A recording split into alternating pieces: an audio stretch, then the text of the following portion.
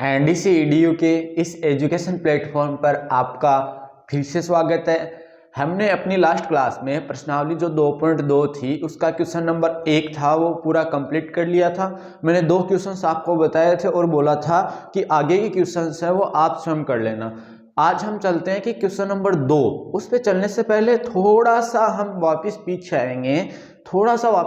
आएंगे। देखना, मैंने आपको द्विघात समीकरण का व्यापक रूप बताया था कि मैंने आपको द्विघात समीकरण का व्यापक रूप क्या बताया था कि द्विघात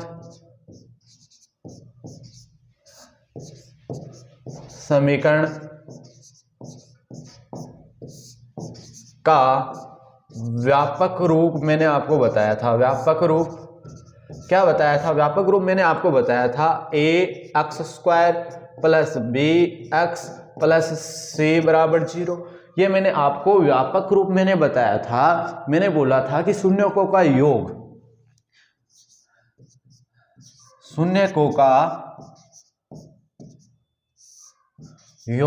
मतलब शून्यकों का योग अल बराबर हमने लिखा था अल्फा प्लस बीटा बराबर माइनस एक्स का गुणांक बट्टे एक्स स्क्वायर का गुणांक, ये हमने लिखा था ना। अब आप एक बात देखना, यहां से एक बात क्या देखनी है आपको, यहां से देखना कि अल्फा प्लस बीटा बराबर माइनस एक्स का गुणांक बट्टे एक्स स्क्वायर का गुणांक। तो देखना यहां पे एक्स का गुणांक बी है और माइनस का निशान पहले है, तो ये बी लिख सकते हैं ना एक्स का गुणांक। इसमें अगर इसमें देखें तो इसमें बी लिख सकते हैं ना, क्योंकि एक्स का गुणांक तो बी है अपॉन एक्स स्क्वायर का गुणांक क्या हमारे पास ए है, क्योंकि एक्स स्क्वायर के गुणा में ए है इधर, तो एक्स स्क्वायर का गुणांक ए। तो क्या ऐसा है ना, देखो कि अल्फा प्लस बीटा बराबर माइनस का बी बट्टे ए, ये शून्यकों का योगफल हम लिख सकते हैं इस व्यापक समीकरण से तुलना करके। जो व्यापक रूप है द्विघात जो बहुपद है, द्विघात जो बहुपद हमारे पास है इसका व्यापक रूप, द्विघात बहुपद का व्यापक रूप हमारे पास है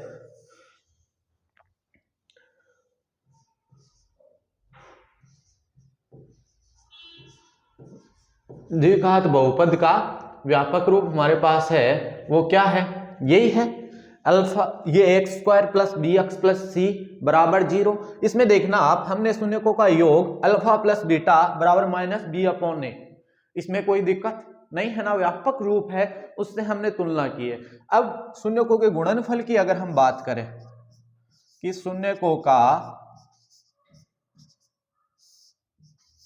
गुणनफल, शून्यकों के गुणनफल की अगर हम बात करें तो आपको पता है शून्यकों का गुणनफल बराबर अल्फा गुणा बीटा, ये कोई दो शून्यक है, क्या होता है अचरपद बटे एक्स स्क्वायर का गुणांक। हमने यही तो लिखा था ना कल, अचरपद बटे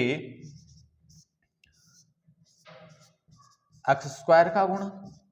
रिपीट भी हो रहा आपका थोड़ा यहां से, है ना, रिपीट भी आपका हो रहा है, आपका रिवाइज भी हो रहा है और हम पीछे की चीजें कवर भी कर रहे हैं। अचर पद हमारे पास इसमें क्या है c, और एक्स स्क्वायर का गुणा आपको पता है a है, तो अल्फा गुणा बीटा बराबर c बट्टे a, ये हमारे पास यहां से निकल के आता है। शून्यकों का जो गुणनफल है वो देखना, शून्यकों का योगफल हमारे पास अल्फा प्लस बीटा बराबर माइनस बी अपॉन ए, जहां हम ऐसे भी बोल सकते हैं माइनस बी अपॉन ए मतलब माइनस एक्स का गुणा बट्टे एक्स स्क्वायर का गुणा, और अल्फा इंटू बीटा जो हमारे पास क्या है शून्यकों का गुणनफल जिसमें अचरपद बट्टे एक्स स्क्वायर का गुणा, ये यहां से आपको याद रखना है। अब देखना, अब आपका उदाहरण नंबर 4 है उस पे हम पहले चल रहे हैं। कौन सा उदाहरण 4, क्या है उदाहरण 4? देखना उदाहरण 4 हमारे पास है एक द्विघात बहुपद। अब हमें द्विघात बहुपद ज्ञात करना है। क्या दिया गया है कि द्विघात बहुपद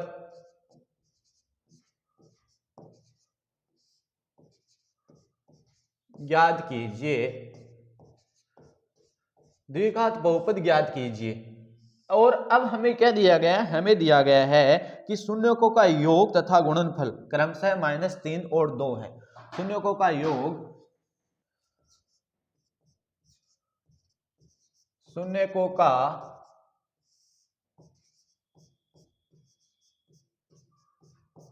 योग तथा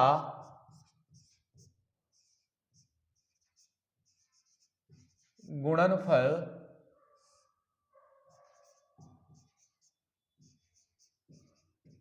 क्रमशः -3 तथा 2 है। अब हमें क्या याद करना है, इतनी देर तो हम क्या कर रहे थे, हम शून्यकों का योग ज्ञात कर रहे थे और शून्यकों का गुणनफल ज्ञात कर रहे थे।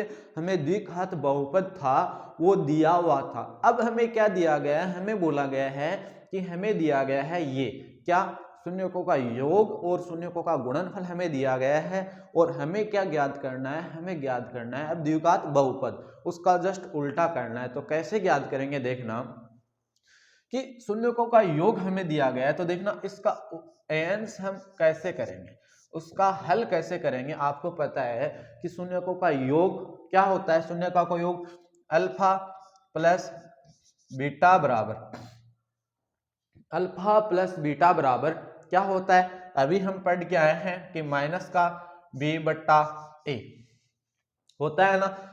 और हमें पता है द्विघात जो बहुपद होता है उसका व्यापक रूप क्या है, कि यहां से तो लिखा है ना द्विघात बहुपद का व्यापक रूप कि ax² plus bx plus c बराबर 0, यही तो है द्विघात बहुपद का व्यापक रूप। अब यहां से आप देखना शून्यकों का योग कितना दिया गया है, इधर देखो शून्यकों का योग -3 दिया गया है -3।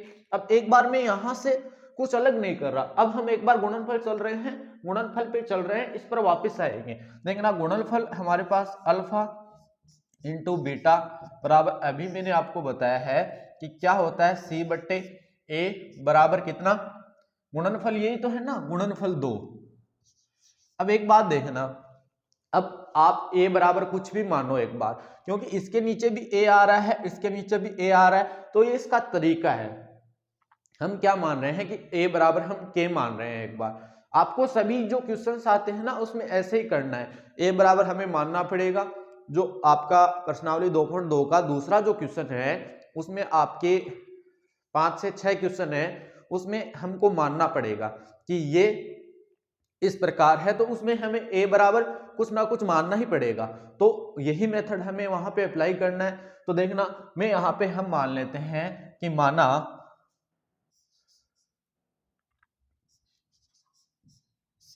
a बराबर k। अब मैंने बताया है कि a बराबर k मतलब a बराबर k कोई भी वास्तविक संख्या हो सकती है, a कोई भी वास्तविक संख्या है, तो a बराबर k कोई भी वास्तविक संख्या हमने मान ली, कोई भी वास्तविक संख्या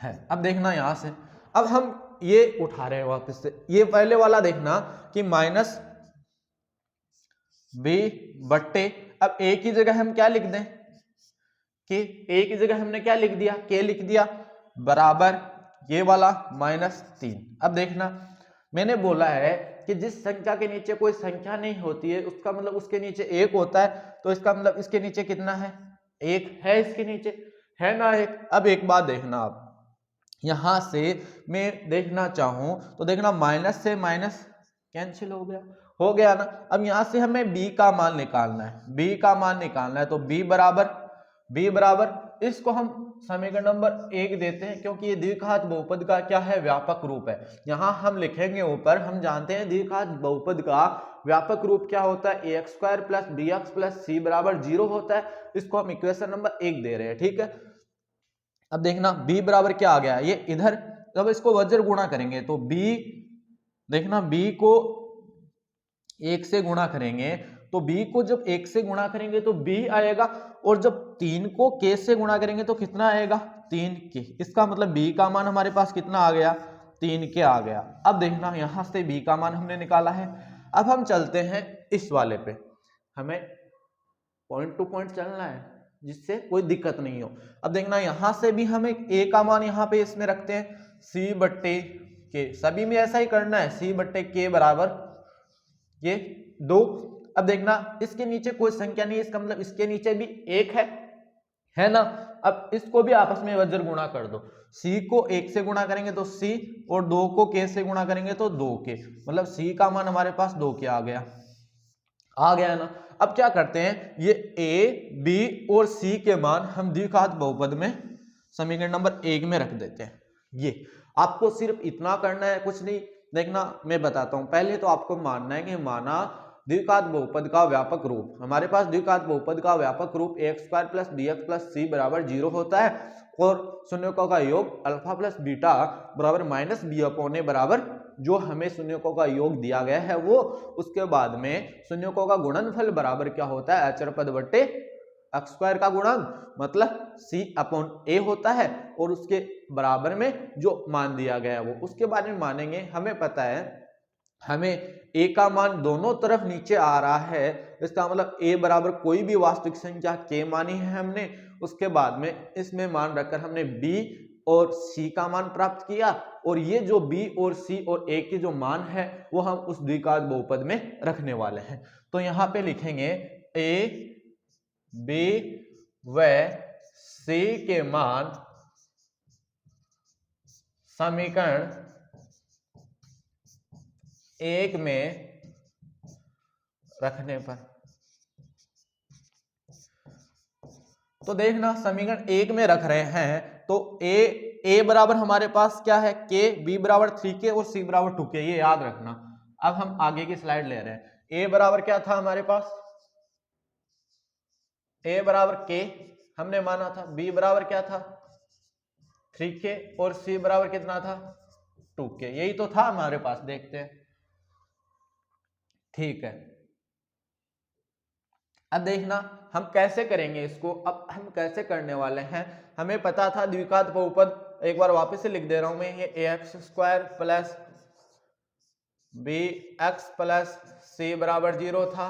अब a की जगह हम रखते हैं k, a की जगह कुछ नहीं कर रहे, a की जगह k रखा है कि x² प्लस b की जगह क्या रखेंगे 3kx प्लस c की जगह क्या रख रहे हैं 2k बराबर 0, ठीक है।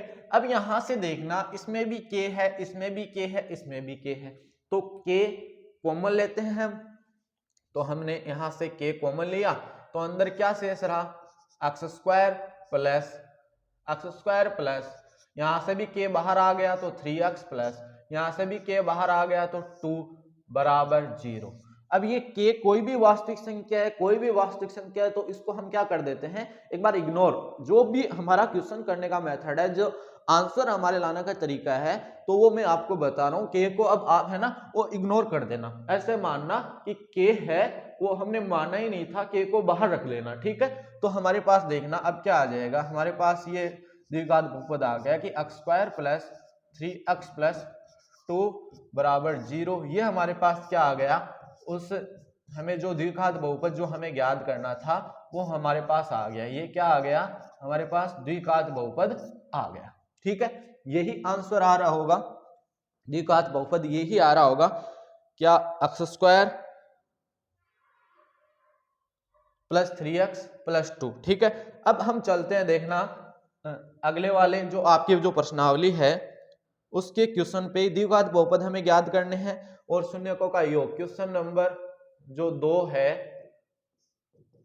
उस पे चल रहे हैं, जिसमें हमें क्या दिया गया है, हमें दिया गया है शून्यकों का योग तथा शून्यकों का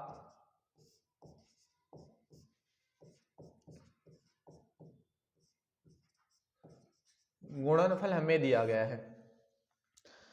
एक तो पहले वाला मैं बता देता हूं, 1/4 है और एक है माइनस का 1, एक मैं बता देता हूं आपको।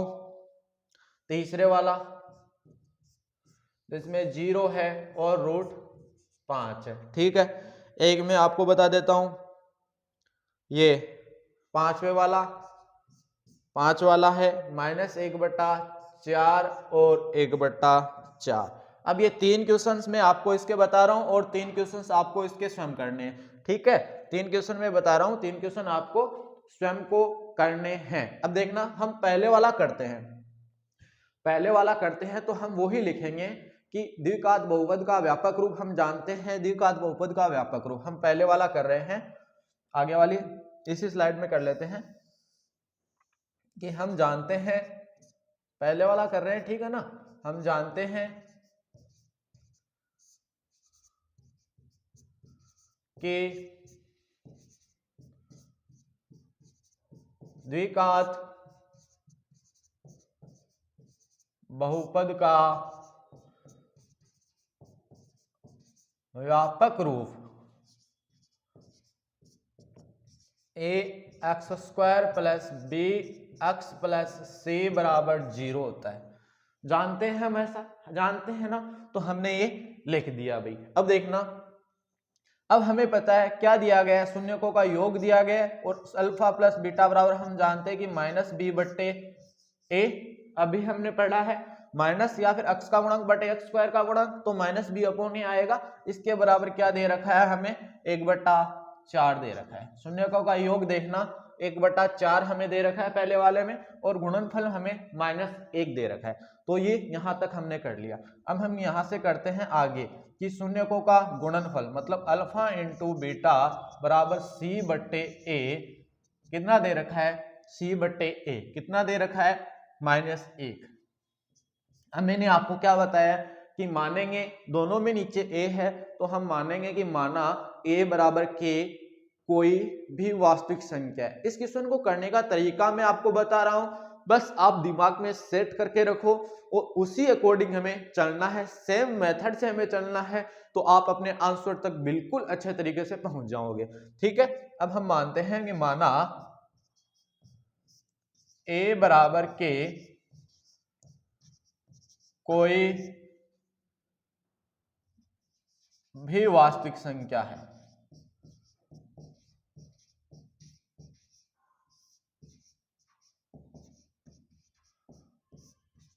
मान ली, अब देखना यहां से चलते हैं, आपको पता है ये -b/a है तो -b, अब a की जगह क्या रख देते हैं, k रख देते हैं बराबर 1/4।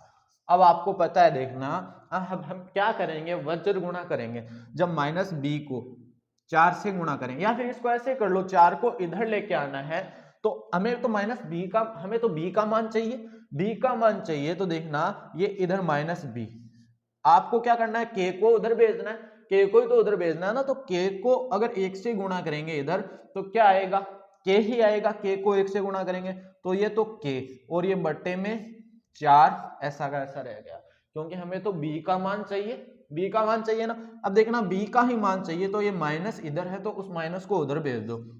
इसका मतलब b बराबर क्या आ जाएगा, माइनस का k/4। b बराबर क्या आ गया, माइनस का k/4। हमारे पास b का मान निकल के आ गया। अब देखना यहाँ पे हमारे पास क्या है, हमारे पास है c/a बराबर -1। अब आपको मैंने बताया है कि जिस संख्या के नीचे कोई संख्या नहीं होती है ना, उसका साथी कौन होता है, 1 होता है। जिसका कोई नहीं होता उसका कौन होता है, 1 होता है। तो इसके नीचे 1, ठीक है। अब हमें क्या करना है, इनको आपस में वज्र गुणा कर देना है बच्चों। तो देखना 1 को जब c से गुणा करेंगे, 1 को जब c से गुणा करेंगे तो c, और जब 1 को -1 से गुणा करेंगे तो माइनस से आएगा। a की जगह तो k रखना था ना हमें, सॉरी a की जगह तो हमें क्या रखना था, k रखना था। a की जगह हमें क्या रखना था, k, तो हमें यहाँ पे k रखना है। अब c को 1 से गुणा करेंगे तो c, और जब k को -1 से गुणा करेंगे तो -k, मतलब c का मान हमारे पास -k निकल के आ गया। अब हमारे पास जो भी a, b और c का मान निकला है ना, वो हम क्या कर देंगे, जो हमारे पास ये समीकरण नंबर 1 हम देते हैं, इसको समीकरण 1 में रख देंगे।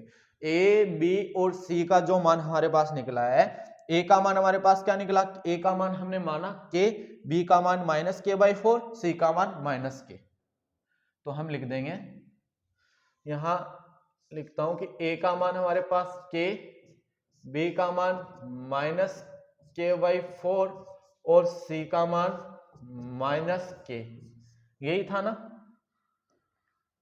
ठीक है, अब देखना, अब हम कौन से इक्वेशन में, समीकरण एक में इनका मान रखेंगे। तो मैं एक बार वो समीकरण एक इधर साइड में लिख दे रहा हूं कि हमारे पास ये समीकरण नंबर एक थी कि ax square plus b x plus c बराबर 0 थी। अब एक ही जगह क्या रखना है, के रखना है, तो एक ही जगह के रख देते हैं, के एक्स स्क्वायर प्लस, अब बी की जगह क्या रखना है, माइनस के बाई 4 रखना है। तो देखना बी की जगह माइनस के बाई 4 रखते हैं, बी की जगह ये माइनस के बाई 4 और ये x और ये प्लस। अब देखना c की जगह क्या रखना है, माइनस के रखना है, तो ये c की जगह माइनस के बराबर ये 0। अब देखना ये हमारे पास के एक्स स्क्वायर प्लस माइनस क्या होगा, माइनस होगा, तो ये माइनस के बाई 4x, ये प्लस माइनस माइनस, तो ये माइनस का के बराबर 0, कोई दिक्कत नहीं है ना। अब देखना यहां से हमारे पास एलसीएम कितना आ रहा है, जिसके नीचे कोई नहीं होता उसका साथी कौन होता है, एक होता है। इसका मतलब इनके नीचे भी एक है, इनके नीचे भी एक है, तो एलसीएम कितना आ रहा है, एलसीएम हमारे पास आ रहा है 4। थोड़ा सा क्या है कि बोलने में प्रॉब्लम हो रही है क्योंकि जुकाम हो रखी है ना, तो थोड़ा एडजस्ट करना, ठीक है। ये एलसीएम कितना आ रहा है, 4 एलसीएम आ रहा है। तो देखना यहां से अगर हम देखें तो अब यहां पे कितना लिखेंगे, 4 में 1 का भाग देंगे तो कितना आएगा 4। जब 4 को ऊपर वाली संख्या के से गुणा करेंगे तो 4 के एक्स स्क्वायर माइनस, अब देखना 4 में 4 का भाग देंगे तो 1 को के से गुणा करेंगे तो के और ये x माइनस, वही यहां पे कितना आएगा 4 के बराबर 0। 1 मिनट।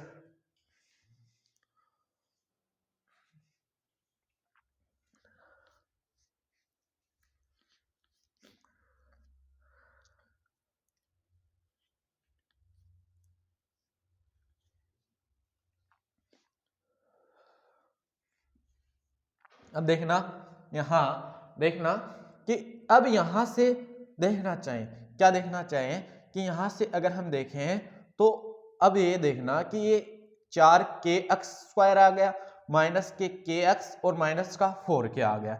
अब एक बात देखना आप यहां से क्या क्या देखना है कि ये 4 को अगर उधर चला जाएगा तो 4 तो वैसे ही क्या हो जाएगा, शून्य हो जाएगा, क्योंकि 4 को अगर हम उधर भेज देंगे इसका मतलब 4 इधर गुणा होके क्या हो जाएगा, ये इधर भाग में है, इधर आके किसका हो जाएगा, इधर आके क्या हो जाएगा, गुणा में होगा। तो 4 को जब 0 से गुणा करेंगे तो क्या आएगा, 0 आएगा। इसका मतलब 4 का तो कोई मतलब नहीं है, अब 4 को तो नीचे वाले को भूल जाते हैं। तो हमारे पास क्या आएगा कि 4 के एक्स स्क्वायर माइनस के एक्स माइनस 4 के बराबर 0, ये आया हमारे पास। अब देखना इनमें से सभी में के है तो हम क्या ले लेते हैं, के कॉमन ले लेते हैं, ठीक है। तो हम क्या ले लेते हैं, के हमने क्या लिया, कॉमन लिया के, तो के यहां से भी बाहर आ जाएगा, यहां से भी बाहर, यहां से भी बाहर, तो क्या बचेगा 4 एक्स स्क्वायर, यहां से भी बाहर आ गया, माइनस एक्स यहां से भी बाहर आ गया, इसका मतलब यहां से भी के बाहर आया माइनस का 4 बराबर 0। मैंने क्या बताया, मैंने बताया कि कोई भी वास्तविक संख्या है तो इसको एक बार इग्नोर कर देते हैं, इसको इग्नोर कर देते हैं, या फिर इसको भी अगर उधर भेजेंगे तो ये भी क्या होगा, शून्य हो जाएगा ना। तो हम क्या कर देते हैं, हमारे पास जो द्विघात बहुपद आ गया वो क्या आ गया, द्विघात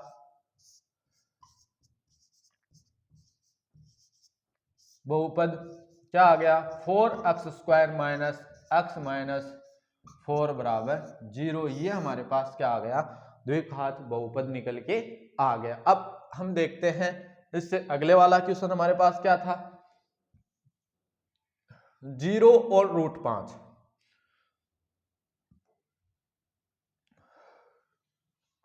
कौन सा, 0 और √5,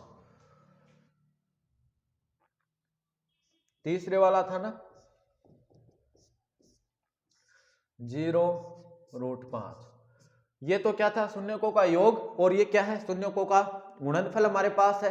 तो देखना कैसे करते हैं, वो ही रूप है।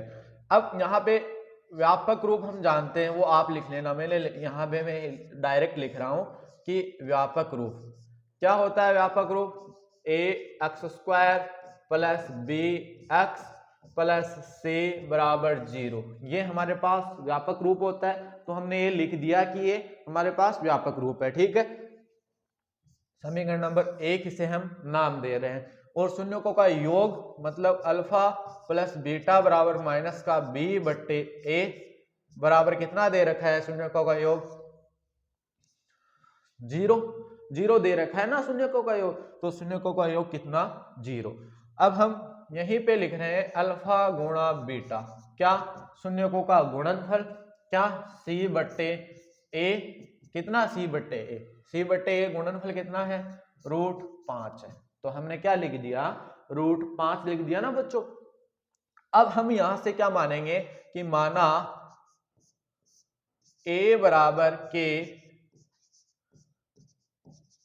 कोई वास्तविक संख्या है, वो आपको मानना है। ए बराबर के कोई वास्तविक संख्या है, वो आपको सभी में मानना है। ए वाला तो ये आप रट लो, अगर द्विघात बहुपद हमें याद करना है, आपको मेथड से करना है, तब हमें मानना ही पड़ेगा, ठीक है। तो हम यहाँ पे देखना, अब ये लिखते हैं इसमें माइनस बी बटे ए की जगह क्या रखते हैं, के बराबर 0। अब जिसका कोई नहीं होता उसका 1 होता है, मतलब 0 के नीचे 1। अब देखना जब b को 1 से गुणा करेंगे तो क्या आएगा माइनस बी को 1 से गुणा करेंगे तो माइनस बी, और k को जब 0 से गुणा करेंगे तो 0 को किसी भी संख्या से गुणा करने पर क्या आता है, 0 ही आता है। इसका मतलब इसके ऐसे भी बोल सकते हैं ना कि b बराबर कितना आ गया हमारे पास, b बराबर 0 निकल के आ गया। b बराबर कितना निकल के आ गया, 0 हमारे पास निकल के आ गया। अब हमें ये वाला c अपॉन ए, मतलब a की जगह क्या k, c बट्टे k बराबर √5। आपको पता है जिसका कोई नहीं होता उसका 1 होता है, तो इसके नीचे 1 लगा दिया। अब इसको आपस में वज्र गुणा करना है, तो हमें आपको पता है कि c का मान चाहिए, तो c को जब 1 से गुणा करेंगे तो c आएगा, और जब √5 को k से गुणा करेंगे तो √5 k आएगा। √5 को k से गुणा करेंगे तो √5 इंटू k या फिर √5 k आएगा। ये हमारे पास c का मान निकल के आ गया, आया ना। अब हमें क्या करना है, हमें ये a b व c के मान क्या करने हैं, समीकरण 1 में रखने पर। किस में रखेंगे, समीकरण 1, यही है ax² plus b x plus c बराबर 0। तो a की जगह k x², b की जगह 0 प्लस 0 इंटू एक्स, ठीक है। और देखना c की जगह कितना √5, तो प्लस √5 के बराबर 0। अब आपको पता है ये क्या है, के x²। अब 0 को x से गुणा करेंगे तो 0 ही आएगा ना, तो 0 को लिखने की जरूरत है नहीं, हम लिख देते हैं √5 के बराबर 0। अब इसमें भी k और इसमें भी k, तो k को क्या ले लेते हैं, हम कॉमन ले लेते हैं, तो क्या आएगा x² प्लस यहाँ से भी k बाहर, यहाँ से भी k बाहर, तो x² प्लस √5 बराबर 0। अब मैंने क्या माना है, मैंने बताया कि k को हम क्या कर देते हैं, इग्नोर कर देते हैं। तो क्या आ गया, द्विघात बहुपद हमारे पास अधिकतम 2 घात है, तो x² प्लस √5 बराबर 0। ये हमारे पास क्या निकल के आ गया, द्विघात बहुपद हमारे पास निकल के आ गया। तो मैंने 2 क्वेश्चंस आपको बताए, एक क्वेश्चन और देखते हैं।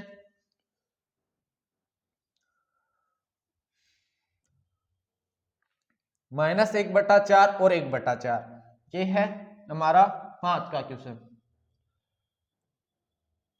-1/4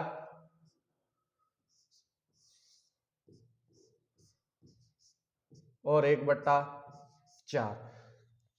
अब हमें वैसे ही करना है, कैसे, जैसे हम पीछे करते आए हैं। 1 मिनट, है ना।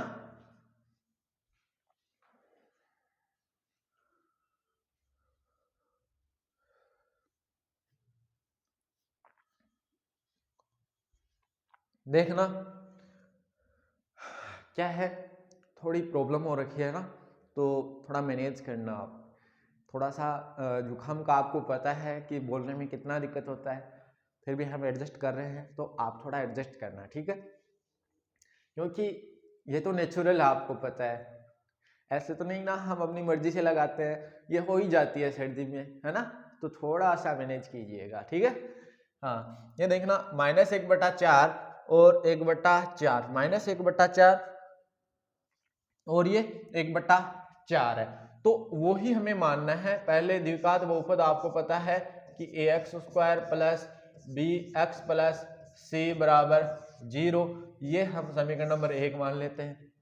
वो आप लिख लेना कि हम जानते हैं कि द्विघात बहुपद का व्यापक रूप ये होता है, वो आप सब लिख लेना, ठीक है। अब देखना हमें पता है, क्या पता है कि अल्फा प्लस बीटा बराबर -b/a, शून्यकों का योग -1/4 यहाँ पे दे रखा है, अरे दे रखा है ना।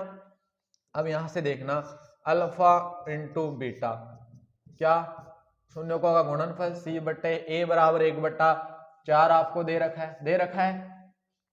रखा है ना। अब देखना यहां से हम मानेंगे कि माना a बराबर के कोई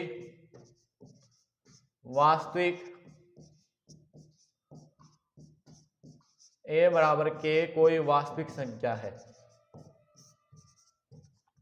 ठीक है, हमने ये मान लिया। अब हम चलते हैं यहाँ पे कि -b/a की जगह क्या रखना है, k रखना है, बराबर माइनस का 1/4। अब ये माइनस से माइनस कैंसिल हो गया। अब देखना, अब हमें क्या करना है, हमें तो b का मान चाहिए, आपको पता है वो हमने पीछे किया था, वैसे b का मान ही चाहिए ना हमें, तो b का मान चाहिए, तो हम b को इधर रख लेते हैं और ये 4 को इधर नहीं लेके आके उधर ही रख लेते हैं, ठीक है। अब जब ये k उधर जाएगा तो गुणा में हो जाएगा, इधर भाग में, तो उधर वज्र गुणा करेंगे तो k को 1 से गुणा करेंगे तो कितना आएगा, k आएगा, तो b बराबर k और नीचे बट्टे 4, मतलब b का मान हमारे पास कितना आ गया, k/4 हमारे पास निकल के आ गया। अब हमें देखना ये वाला करना है कि c/a बराबर 1/4 है, सॉरी a की जगह हमें क्या लिखना है, k लिखना है ना। अब हमें आपको पता है वही c का मान चाहिए, तो c का मान चाहिए, तो जैसे इसमें किया है वैसे ही हम क्या कर लेंगे, इसमें कर लेंगे। तो c बराबर क्या आएगा, k/4, c बराबर यही आएगा k/4, ठीक है। अब देखना आप, यहां से हमने सही तो किया है ना, हाँ सही किया। अब एक बात देखना आप, अब हमें ये जो मान है, b का मान भी k/4 आया है, c का मान भी हमारे पास k/4 आया है, ये जो मान है a b c के, वो हमें समीकरण नंबर 1 में रखने। तो हम क्या लिख देते हैं कि a b व c के मान समीकरण 1 में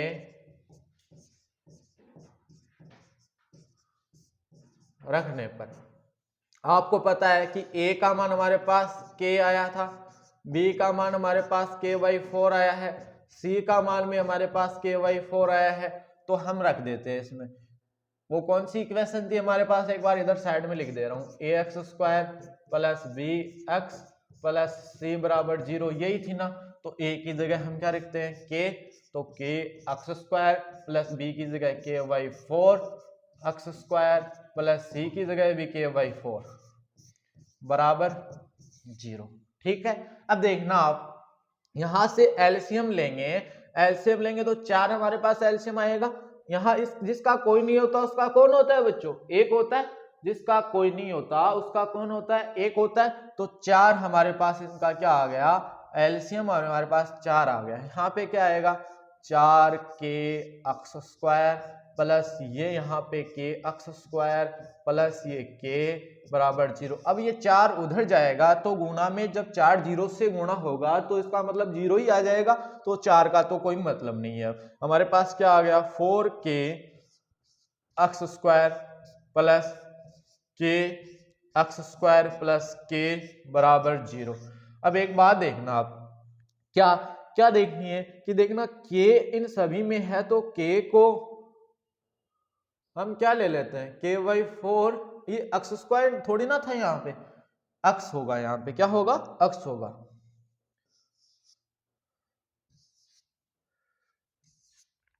है ना, सॉरी, ठीक है। अब देखना k इन सभी में है तो हम k को क्या ले लेते हैं, बाहर ले लेते हैं कॉमन। तो हमने क्या ले लिया, k को हमें बाहर ले लिया, तो यहाँ से भी k बाहर तो क्या शेष रहा 4x स्क्वायर, यहाँ से भी k बाहर तो क्या शेष रहा प्लस x ही शेष रहा। यहाँ से k बाहर आ जाएगा तो क्या शेष रहेगा, k में k का भाग लगेगा, इसका मतलब 1 बराबर 0। अब k को मैंने बताया है कि इग्नोर कर दो, तो मतलब 4x square plus x plus 1 बराबर 0। ये हमारे पास क्या निकल के आ गया, ये हमारे पास निकल के आ गया द्विघात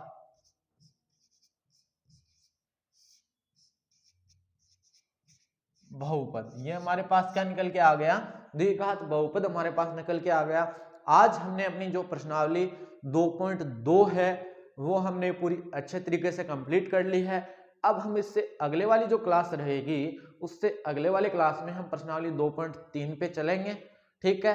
तब तक आप हमारे साथ बने रहिए, ऐसे ही आप अपना प्यार हमारे साथ बनाए रखें। धन्यवाद।